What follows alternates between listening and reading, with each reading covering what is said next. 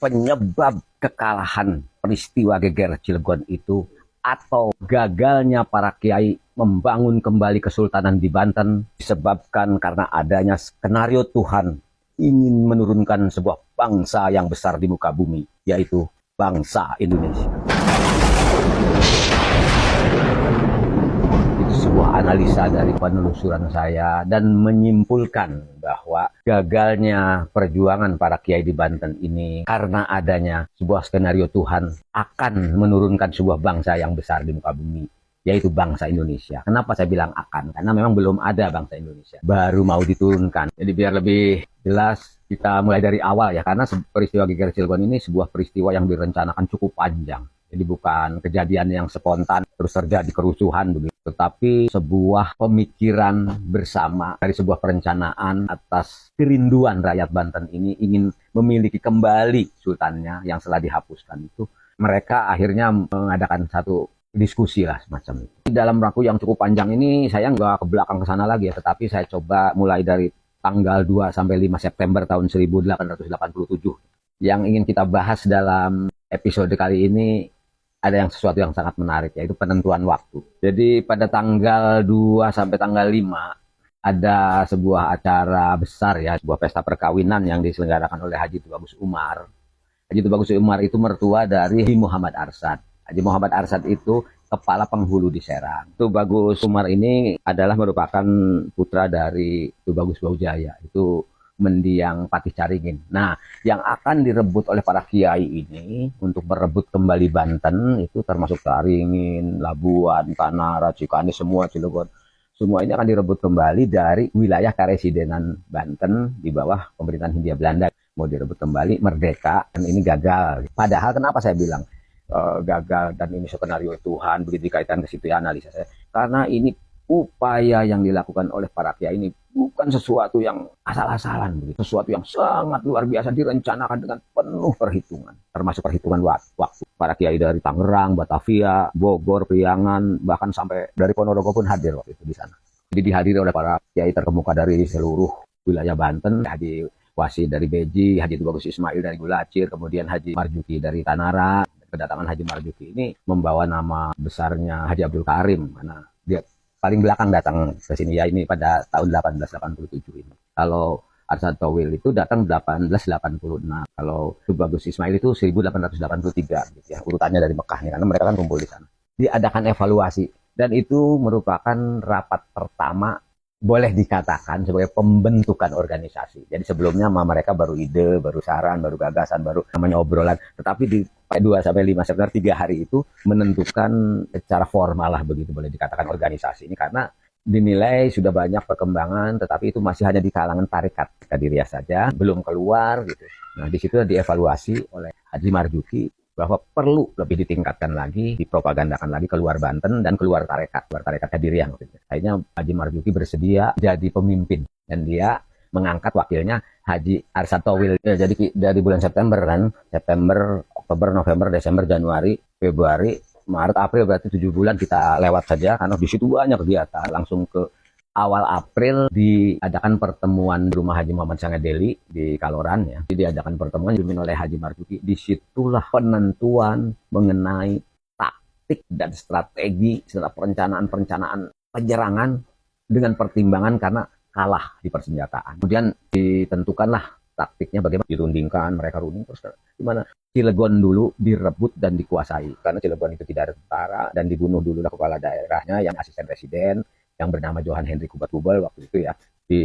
Setelah Cilegon dikuasai berarti kan penyerangan pagi, berarti rumahnya kan di dekat di situ, di sebelah rumah dinas itu tinggalnya. Sudah dikepung di situ, langsung ditangkap, dibunuh. Kemudian beberapa pasukan dibentuk lagi, sebagian mengikuti Haji Wasid dan Tubagus Ismail berangkat ke Serang, karena pasukan di Serang beda lagi. Di sana sudah ada pasukan-pasukan dari Keganteran, dari Tanara, Bendung, Lempuyang, Terumbu gitu ya, dari Kubang, Kaloran, itu berbeda lagi, bukan personil dari Cilegon. Hanya sebagian personil dari Cilegon ini memang berangkat mengikuti untuk membantu personil yang ada di Serang. Direncanakan sebelum Dohor itu sudah di Serang. Tapi faktanya asisten Presiden Gubel itu kan tidak ada di rumah. Kemarin dijemput oleh Presiden Banten untuk mengiringi melakukan inspeksi ke Anyer, kemudian mau ke Caringin. Ceritanya panjang ya, tapi kita singkat aja. Akhirnya Asisten Gubel kembali ke Cilegon, tetapi itu pun telat. Setelah jam 3 baru ditangkap dan dibunuh. Sehingga pasukan yang sudah disiagakan di Karangantu, kemudian Kubang, Kaloran, yang mengepung alun-alun Serang itu, karena Serang itu akan diserang dari berbagai penjuru. Hal inilah yang membuat semua bingung di Serang. Padahal udah diutus berbagai utusan ya, utusan itu kalau di PH sekarang namanya intel ya, intelnya para pejuang dari Kaloran, kemudian ngirim intel ke alun-alun sana. Ternyata di alun-alun sudah mulai dijaga oleh tentara karena mereka sudah mendengar di Cilegon sudah terjadi. Intinya terlambat lah. Kenapa dipilih bulan September? Karena memang orang dulu para kiai dulu itu selalu menggunakan namanya ramalan tradisional. Di bulan Satu Muharram itu bertepatan dengan hari Jumat. Jadi disepakatilah di situ ya.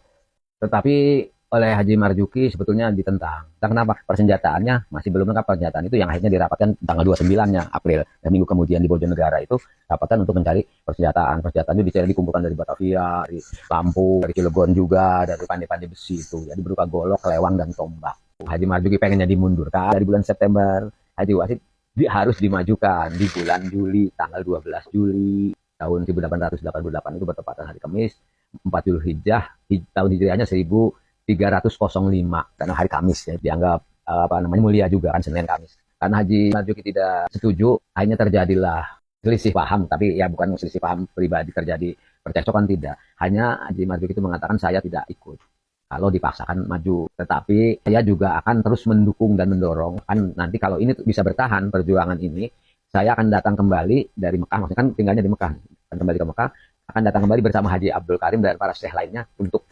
meresmikan Kesultanan di Banten. Begitu. Jadi disepakati, bahkan Haji Marzuki juga menyiapkan pakaian-pakaian putih ya, karena buat ciri seragam putih pakai ikat kepala. Akhirnya berangkatlah ke Mekah. Kemudian di bulan Juni terjadi perobohan menara.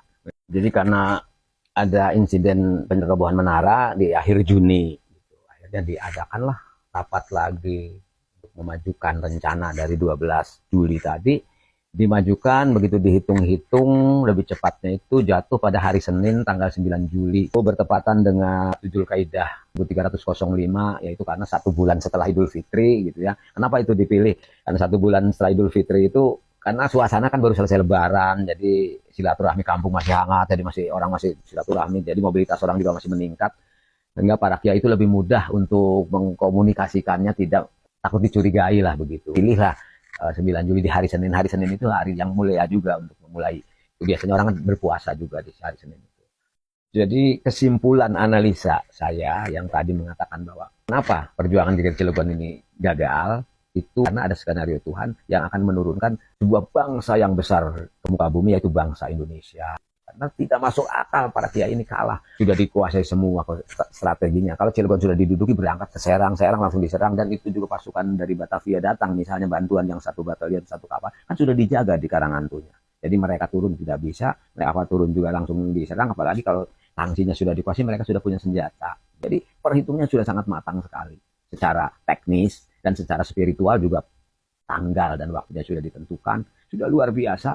Tapi ada halangan, hari sebelumnya Residen Banten tiba-tiba datang ke Cilegon membawa residen ke Anyar begitu.